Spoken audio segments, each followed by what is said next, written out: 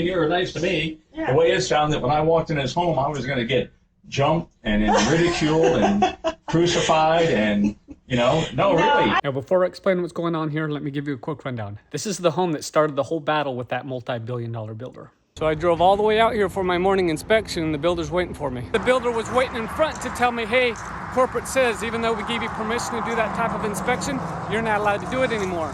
We will no longer be working with this builder before close. He has stated that Taylor Morrison will not allow third-party inspections prior to close. That is 100% not true. You sure about that? You sure about that? You sure about that? The issue with the indication that Taylor Morrison does not allow home inspections prior to the home closing. In this particular incident, respondent was reportedly given permission by the local office to do one within that 15 days. But when he had arrived, the corporate office had stepped in and disallowed it. And so he wasn't allowed to do that particular inspection.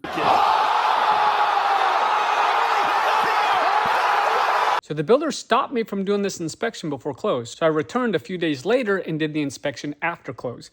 Now, luckily, Arizona law protects that homeowner more after close than before. Now, I have found dozens and dozens of violations, and that was sent off to the builder. And allegedly, the builder then came over to the home and was like, holy crap, this is so bad. The home shouldn't have even closed, and they agreed to fix everything.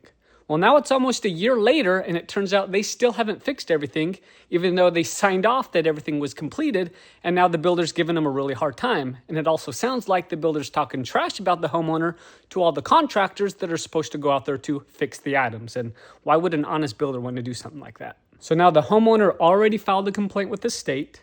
The state is going to reach out to the builder and the homeowner in about 1 to 2 weeks and explain that they're coming out.